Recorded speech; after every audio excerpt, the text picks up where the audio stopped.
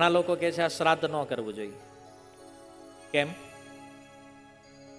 તો કે આપણે અહીંયા કાંઈ આપીએ અને ત્યાં આપણા પિતૃઓને મળે, આ વાત મનમાં બેસતી નથી. અને આના માટે વિધર્મીઓએ એક સ્ટોરી બનાવી છે કે એક પંડિતજી હતા અને પંડિતજી નદીમાં પોતાના પિતૃઓનું તર્પણ કરતા હતા. એટલે એક ફકીર આવ્યો ત્યાં અને એ ફકીરે આવીને કીધું કે પંડિતજી શું કરો? બોલે હું મારા પિતૃઓને જળ અર્પણ કરું છું. તો એ ફકીરે પાણીમાં નાખવા માંડ્યો. એટલે પંડિતજીએ પૂછ્યું કે ફકીર તમે શું કરો છો? બોલે અહીંથી 500 કિલોમીટર મારું ખેતર છે, હું ત્યાં પાણી પાઉં છું. એટલે પંડિતજીએ કીધું કે ભાઈ આ પાણી ત્યાં ન પહોંચે. તો ફકીરે કીધું કે તમારું પાણી અહીંથી પિતૃલોક પહોંચી જાય, અમારું અહીંથી ખેતરે ન પહોંચે. આ કથા તમે સાંભળી છે બધાએ. આવી સ્ટોરીઓ બનાવી અને આ વિધર્મીઓ તમને બેવકૂફ બનાવે છે. આ અધૂરી કથા છે. હવે અહીંથી આગળ સમજીએ આપણે. કોઈ પણ વ્યક્તિ જીવિત હોય અને કોઈનું મૃત્યુ થાય તો આ બેયના નિયમો જુદા જુદા છે. જીવિત વ્યક્તિને તમે કાંઈ આપો એનું સ્વરૂપ સ્થૂળ હોવું જોઈએ અને શરીર છોડ્યા પછી તમે કોઈને આપો છો એનું સ્વરૂપ સૂક્ષ્મ હોવું જોઈએ. એટલે કે સ્થૂળ શરીરની ઉપર જે નિયમ લાગુ પડે એ સૂક્ષ્મ શરીર ઉપર લાગુ પડતા નથી. સીધી ભાષામાં તમને કહું, તમે કાર લઈને નીકળ્યા અને સામે સિગ્નલ જોયું, તમે કાર ઊભી રાખી દીધી. સેમ ટાઈમ ઉપરથી વિમાન નીકળ્યું. વિમાન નીકળ્યું અને તમે પછી ટ્રાફિક પોલીસને જઈને કીધું કોયલાનું ચલણ બનાવો, તો ઉપર વિમાન ઊભો નથી રાખ્યું એને. બને કેમ? કાર ઉપર જે નિયમ લાગુ પડે એ વિમાનને લાગુ પડે નહીં. એમ જે સ્થૂળ શરીરના નિયમો છે એ સૂક્ષ્મ શરીર ઉપર લાગુ પડે નહીં. એટલે અહીંયાથી આપેલું જળ પિતૃઓને એક ઉર્જાના રૂપમાં પિતૃલોકમાં પ્રાપ્ત થાય. આ પરમ સત્ય સિદ્ધાંત છે. તમે અહીં કોઈના એકાઉન્ટમાં પૈસા નાખો અને વિદેશમાં એટીએમથી કાઢી લે, કોઈ કનેક્શન, કોઈ વાયર વગર. જો મનુષ્યના મગજથી બનેલી યોજના આટલી સૂક્ષ્મ હોય તો જે પરમાત્માએ આ વિશ્વ બનાવ્યું છે એની યોજના નહીં હોય કે તમે અહીં કંઈક આપો તમારા પિતૃઓને મળે ત્યાં?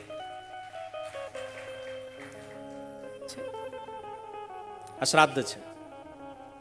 એમાં વળી પાછો બીજો પ્રશ્ન કાઢે, તો તમે તો વર્ષમાં એકવાર શ્રાદ્ધ કરો, તમારા પિતૃ હું આખું વર્ષ ભૂખ્યા રહે છે? સમજાવો. પૃથ્વી ઉપરનો એક વર્ષનો સમય 365 દિવસ એ પિતૃલોકના એક દિવસ બરાબર છે. સમયની સાપેક્ષતાનો સિદ્ધાંત, આલ્બર્ટ આઇન્સ્ટાઈન, E=mc², જે ભણ્યા છો તમે વિજ્ઞાનમાં. સમયની સાપેક્ષતા, હરેક લોકના સમયમાં અંતર છે.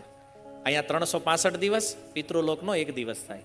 તો અહીંયા જ્યારે આપણે શ્રાદ્ધ કરીએ છીએ ને, એ આપણા પિતૃઓના એક દિવસનું ભોજન છે. અને એટલે પ્રતિ વર્ષ પિતૃઓનું શ્રાદ્ધ કરવું જોઈએ, જેનાથી એ પિતૃઓને પ્રતિ વર્ષ ભોજન પ્રાપ્ત થાય.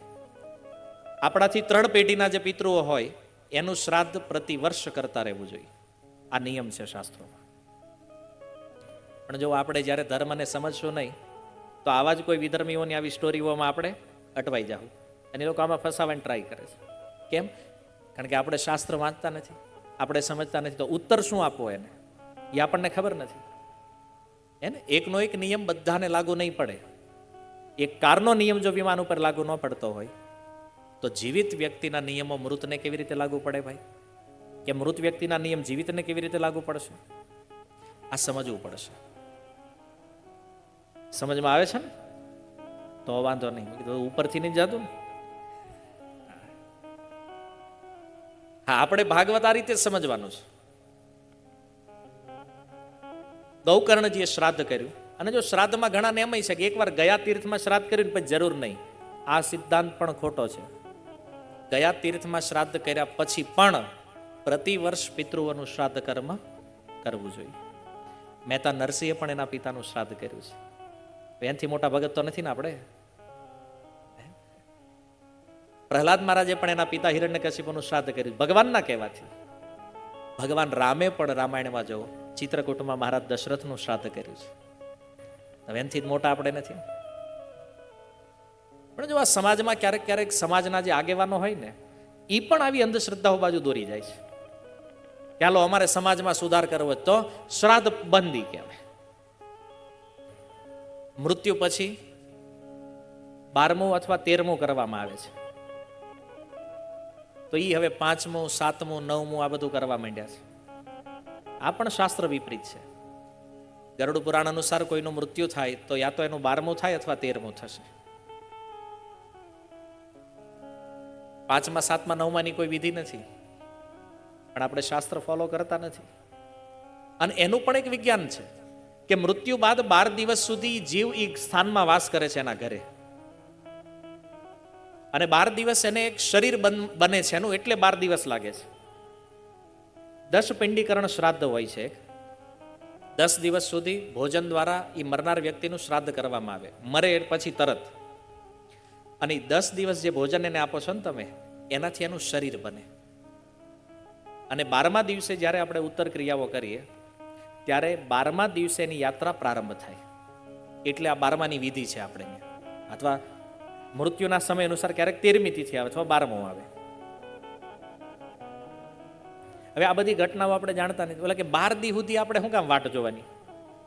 ઓલાએ જીવન આપ્યું છે ભાઈ, એની હાટું તમારી પાસે 12 દિવસ ટાઈમ નથી. એ મર્યા પછી કેટલો પછતાવો થતો હશે કે જે પરિવાર માટે જિંદગી ખર્ચી નાખી, એ પરિવારને આજ મારા માટે ટાઈમ નથી 12 દિવસ. એ જીવ બહુ દુઃખી થતા થતા આગળ વધે છે. ગરુડ પુરાણમાં એક આખું પ્રકરણ છે, એક આખો ખંડ છે આના વિષયમાં. 16 અધ્યાય છે. મૃત્યુ બાદ યમરાજ સુધી જીવ પહોંચે ત્યાં સુધીની એની જે યાત્રા છે ને, 16 અધ્યાયોમાં વર્ણન છે. આમ કોઈ મરી જાય ને પછી ગરુડ પુરાણ એટલે બેહારવામાં આવે છે કે આ વાહે જે બેઠા છે ને, વાહે જે વધ્યા ને ખબર પડે કે હવે અહીં જવાનું છે ને તો આપણે તૈયારી કરવી. તે ઓલા ગરુડ પુરાણ સાંભળવા આવે ને એને એમ થાય કે ઓલો મરી ગયો એની હાટું છે. કેટલી મૂર્ખતા ચાલે છે જોવો તમે સંસારમાં. કોઈનું મૃત્યુ થાય, સ્મશાને લઈ જવાના હોય તો બોલે રામ નામ સત્ય છે. એ કોની હાટું? કે ઓલો હું તો છે એની હાટું. પણ એ ક્યાં સાંભળે જ ભાઈ?